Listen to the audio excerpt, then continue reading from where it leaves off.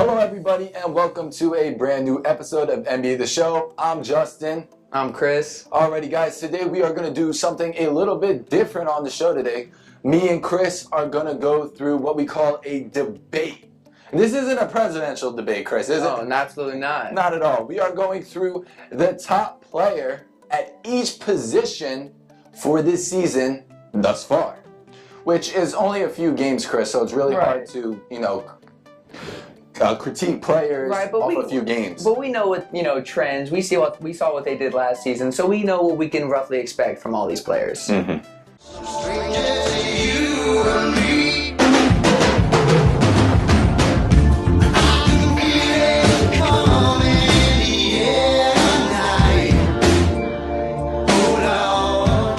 Alrighty, Kris, let's start off with the point guard and the shooting guard position. We'll just say who we picked to the fans so they understand where we're coming from. All right. And we'll go from there and start debating about these players. Okay. So for my point guard, I picked out Damian Lillard. And for my shooting guard, I picked out Jimmy Butler. We talked about this behind the scenes. We already know who we picked out. Fans don't, so tell them who you got. All right, so at the point guard position, I got Russell Westbrook. And at the two guard, I got DeMar DeRozan from the Raptors. DeMar DeRozan. You know what was really funny about that? I really had DeMar DeRozan until I saw that game against the Heat where he only put up like 12 points in the first half. And I was like, oh. He still went off. He did. He still went off. He still did his thing. But you think about the team and the Raptors as themselves. I mean, nobody's really doing anything for that team besides DeRozan. Yeah, I would. You could expect a little more from some other players like Kyle Lowry. Lowry's playing like that. He's just doing awful. I don't know what he's doing. The season just started. The season's just started. Let the players. And let's not even talk about the playoffs with the both of them last year against the Miami Heat. I mean, it was just awful to watch them play. Yeah, it was slow. It was a slow-paced playoff series, especially with their bigs going out at the end of the series there. Oh yeah, with Jonas. Was he injured or was it because of suspension? I forgot. It was injury. It was injury. They both missed out. So Damian Lillard, you picked Russell Westbrook. There's a lot of points I want to make. Both are semi the same age. Damian Lillard's 26 years old. Westbrook's 27. I believe he was in the year for about a year or two longer than Lillard. Right. So Westbrook has been a juggernaut for his team so far, for the Oklahoma City Thunder, and they're, I believe, 6-1. 6-1. They only lost to Oklahoma City Thunder. But they beat the other teams that they beat weren't really great teams. The Clippers are all right. They're at the first round exit. The Clippers are for the last few years. So why did you pick Westbrook? A thing about Westbrook. Here's what I was thinking. Is he the best shooter? No, that's probably Steph Curry. Well, we know that because he takes 26 shots per game. Is he the best passer? No, that's probably Chris Paul. But what? He's the kind of player that can do so much in all assets of the game. So you're saying that he's an MVP? Oh, absolutely. That's what you're saying. He is the most valuable player to Oklahoma City. And guess what? I agree with you. I agree with you that he's a great player.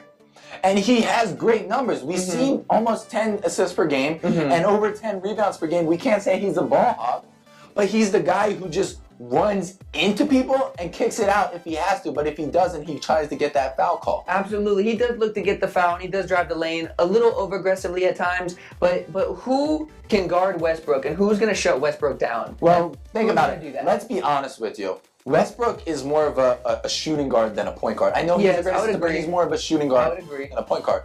He doesn't look to facilitate first. He looks to shoot first. However, he does have a high assist number, so we can't complain. I can't complain too much about that. He's got some good options, too, with Oladipo. But at the same time, he's shooting 44% when Lillard's shooting 52% from the floor. And from behind the arc, Lillard's shooting 43% and Westbrook's shooting 44%. So why is Lillard's three-point not as good as Westbrook? I'm trying to get that. I know I picked. Look, I'm just trying to figure it out. Why Lillard's three-point isn't? Why is Westbrook getting better looks at three? I think that's just a numbers thing right now. I would still take Damian Lillard every day. When it comes to shooting, the ball, I would go with Damian Lillard every day. So the question is, why is Westbrook's three-point almost the same as his field goal? What is he not doing right that he's not getting a higher shooting percentage? And I'm not saying 44% is bad for shooting, especially with how many shots he puts up. What I'm saying is, why isn't he shooting 50%? That's what I'm asking. That's a lot to ask from somebody. 50% from three? No, from field goal. Just field goal overall. Oh, Damian Lillard shooting 50% from 52. So I'm asking you, why is Westbrook only shooting 44? Well, Russ, he looks to shoot first. He doesn't, he looks to put his own shots up. He's looking to get his team going. through himself. You know, he is looking to be the He catalyst. puts up 25 shots per game, though. Is that a lot, or you think that's fine? It's a lot, but you know what? It's fine for his team because his team needs that from him. They need him to be high volume, high intensity, go to the bucket, and then look to kick if the lane collapses. Look to kick to open shooters or look to kick to your open big man. You know? Did you realize that over the last few games that Damian Lillard is scoring more per game than Westbrook? Did you?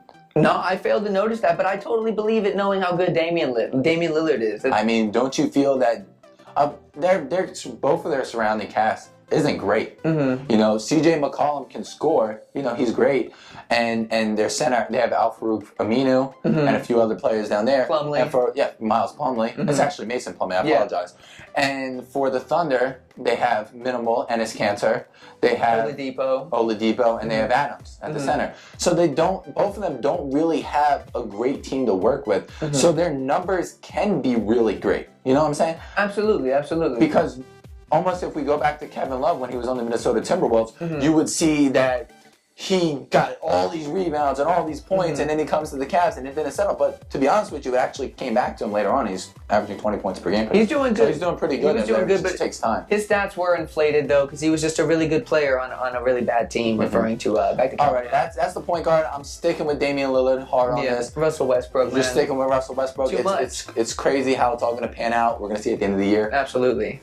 I know I personally like Lillard better, but I can't disagree saying that MVP won't be rewarded to Russell Westbrook at the end of the season unless something happened to him, like possibly an injury, which nobody wants to see, obviously. You know, but with that being said, if anyone was to get injured, it'd be Russell Westbrook. You see how he's coming in the lane, elbows flying, changing directions. Kind of like an Iverson, right? Kind of like a Dwayne Wade, if you remember. Dwayne Wade got hurt back in the late thousands there. Yeah, devastating for Heat fans. Alrighty, let's move on to the shooting guard position. All right. We'll be right back, guys. On to our shooting guard position, Chris. I chose Jimmy Butler. You chose DeMar DeRozan. Okay, so DeMar DeRozan is a great scorer. Right. But let's keep in mind who has the better defense. You got to go Jimmy Butler all the time on defense. I'm on Jimmy Butler. Jimmy Butler was a guy who came into the league who wasn't known for a score whatsoever. He actually averaged, I believe, 8 points per game when he came in. The next season, he averaged about 11. So this is a man who developed his offense, who is now, doing great for this Bulls team. The Bulls won 3 straight, and then they lost 3 straight. So it was kind of sad to see that. The Raptors, I believe they're 5-1. They're doing really good. So what is DeMar DeRozan bringing to this Raptors team? He can pretty much do it all. I like DeMar DeRozan a lot. He lacks the three-pointer. That is what he lacks. He's shooting 12%. But that is the 12% from the three-point line. What's the excuse?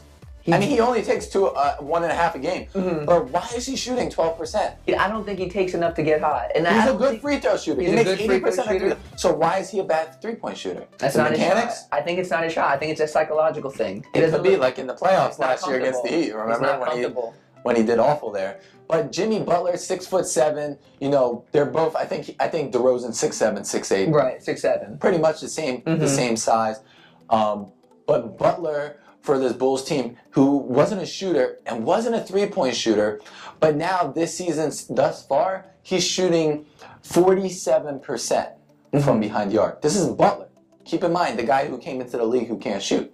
So he's shooting 47%. So I think we can agree on this that Butler is a better shooter than DeRozan. DeRozan is shooting great, though. I got DeRozan from mid-range. DeRozan I think he's shooting like 56% this year so far. Deadly. So it's really good. His shot percentage, he's making easy layups. I saw him play against the Heat the other night. He was making some easy shots, easy layups, floaters. Oh, the floater's nice. The Euro's nice, too. He's very much capable of getting into the lane. Absolutely. So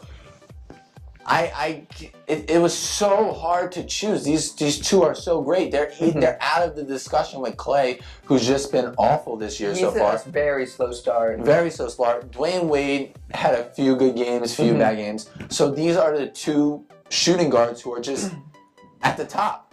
At the top. There's nobody else to mess with them. So if I didn't pick Butler, I would have picked DeRozan. If you didn't pick DeRozan, you would have picked Butler. So there's not much we can debate about. So let's move on to our small forward position. All right, let's do it.